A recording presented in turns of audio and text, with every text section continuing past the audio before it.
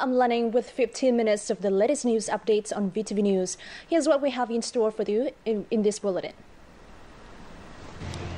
Vietnam's GDP growth forecast to reach 6.7% according to HSBC. And the central province of Quảng Nam reserves rice sent to mountainous areas before rainy season. Now, first up in today's news bulletin, in the framework of the 70th regular session of the UN General Assembly, Ambassador Extraordinary and Plenipotentiary Permanent Representative Nguyễn Phương Nga delivered her speech to highlight Vietnam's commitments to implementing the United Nations goals. With the success of the Millennium Development Goals implementation, Ms. Nga affirmed that Vietnam is dedicated to successfully implementing the 2030 Agenda for Sustainable Development and supporting the COP21 Agreement on Climate Change, which is scheduled to be approved in Paris next December. Vietnam will also actively participate in peacekeeping activities by the UN. Ambassador Nguyễn Phương Nga noted that Vietnam highly valued the Iran nuclear agreement and the normalization of U.S. and Cuba relations. The ambassador expressed her hope that the UN Assembly in general and member countries in particular will support Vietnam for its participation in the Economic and Social Council in the 2016-2018 period, the Intergovernmental Council of UNESCO's management in the 2015-2019 period, and the United Nations Security Council in the 2020-2021 term. Now, the Hong Kong-Shanghai Banking Corporation, also known as HSBC, recently issued its report about Vietnam's macroeconomy with a positive forecast. Now, accordingly, Vietnam's GDP growth is forecast to reach 6.7% in 2016. The petrol price is estimated to continuously decrease. The Vietnamese dong decrease will remain under the control, and the State Bank of Vietnam could keep its open market interest rate at 5% in the first 6 months of next year. However, HSBC also reported that Vietnam's inflation at the end of next year will rise 5.2% compared to the same period of this year. The Vietnamese dong and US dollars exchange rate will non-stop increase until the beginning of 2016. The National Financial Supervisory Commission, or NFSC, recently forecast that the inflation rate would drop under 2% in 2015 thanks to lower oil prices. At its macroeconomic report in September and the first 9 months, the NFSC reported that in September, the inflation rate fell to 0% against the same period last year, but stood at 2.4%, a stable level over the last 7 months. The NFSC maintained its GDP growth rate forecast of 6.5% this year. Industry and construction are the main driving forces for growth, especially the manufacturing and processing industries. The sector expanded by 9.57% in the first 9 months of this year.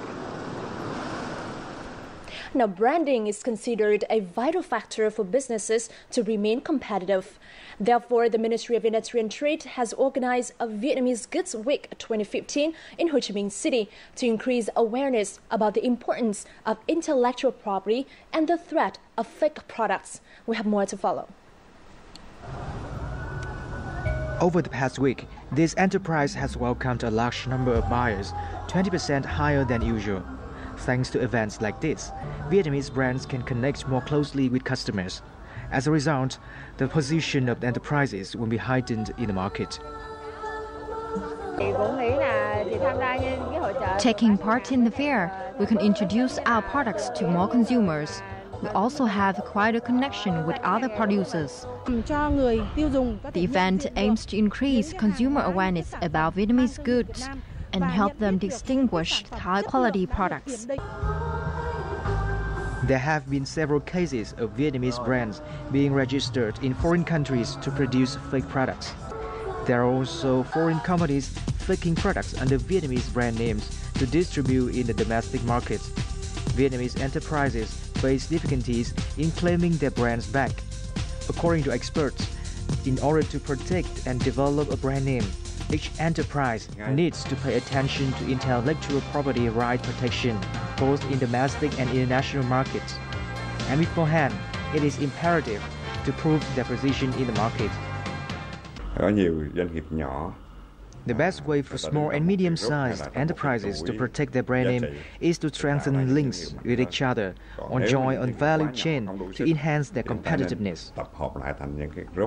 As Vietnam will further integrate in the regional and international economy through several important trade deals, it is imperative for domestic firms to maintain their brand names. Comprehensive cooperation between enterprises and authorities are needed for sustainable brand development. The Hanoi Stock Exchange has recently announced a report on the quality of information transparency for listed companies. Accordingly, excellent results account for only 1.1%. Although this figure has been improved compared to the previous year, it still shows a low quality of information disclosure for listed companies. One of the main reasons for this is that listed companies have yet to apply the International Code for Information Transparency. Annual financial reports, numbers and terms, not everyone can fully understand, especially small shareholders. Thus, information disclosure doesn't mean transparency. Codes of board management and information transparency are seen as the weakest factor, as enterprises do not pay much attention to it. According to experts, for listed companies, information transparency will build trust in investors.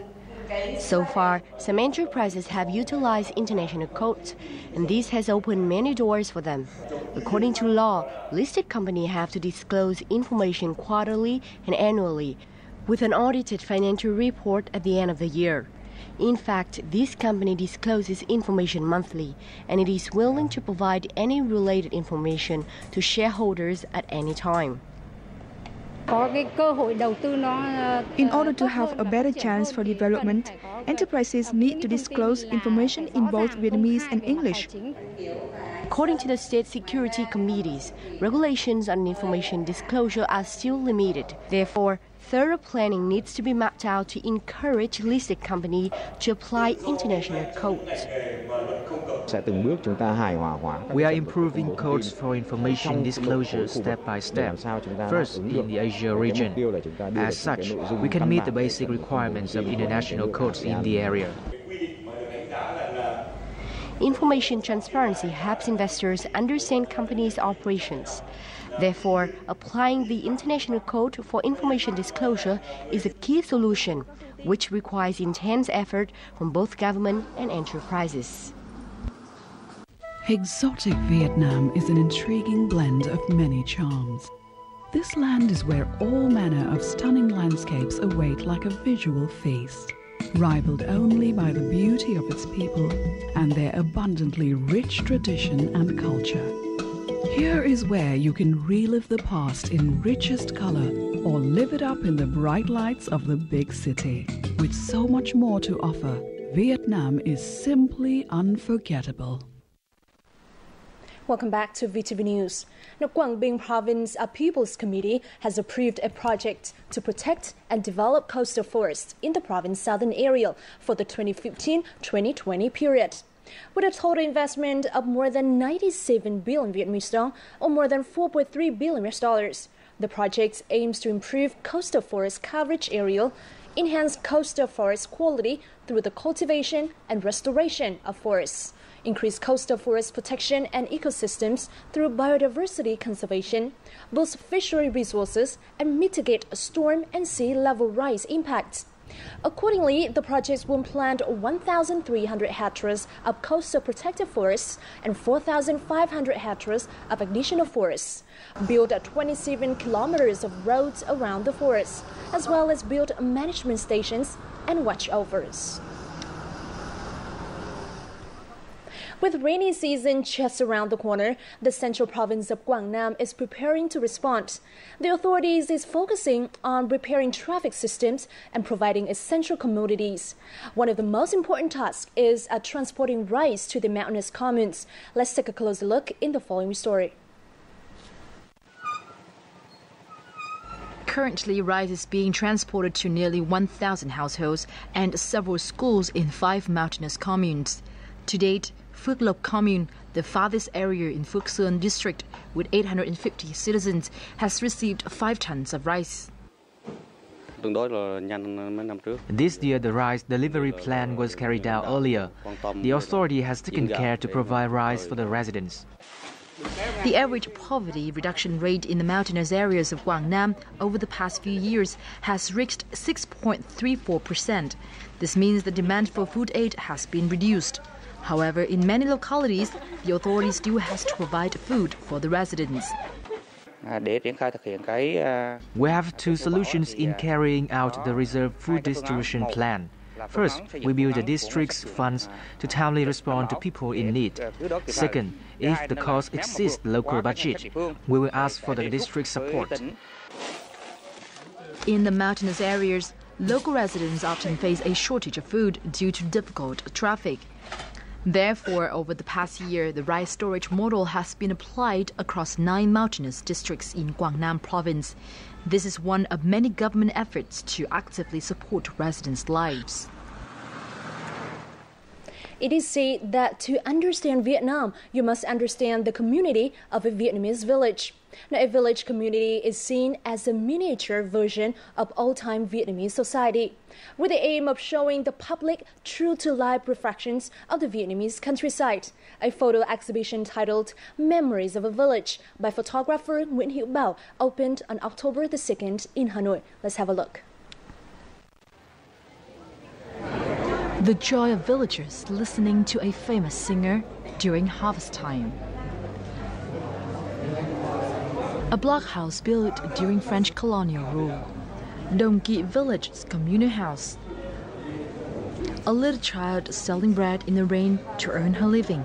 These are some of the 64 photos featured in the exhibition, Memories of a Village, which tells various life stories from the Vietnamese countryside. These photos were taken by Nguyễn Hữu Bảo over 20 years and were exhibited in Paris last year. Sometimes I was inspired by random things, like the voice of the girl selling bread in the rain. I took that photo because I felt sad for her. She had to earn her own living too early. That was part of my feelings when I've spent time in villages. I jointly held this exhibition with Hữu Bảo. I like it so much. The exhibition truly depicts Vietnamese villages. To understand Vietnamese culture, you have to understand the community in a Vietnamese village. Any Vietnamese, even living abroad, still has part of their village in themselves. The exhibition is divided into 4 areas reflecting villages in the Red River Delta, coastal regions, the northern mountainous regions, and the Central Highlands. Most of the photos by Nguyễn Hữu Bảo are close-up shots. Looking at the photos, the viewers seem to relive the past in the countryside with childhood play and hard-working days. This photo a lot. It was taken on the coast of Thanh Hóa province. I like it because this place is also my hometown. I can see images of my family in it. To capture those true-to-life pictures, photographer Nguyễn Hữu Bảo has spent most of his life with villagers. The exhibition will be opened until October 15th in Hanoi. Let's now check out the most updated weather forecast.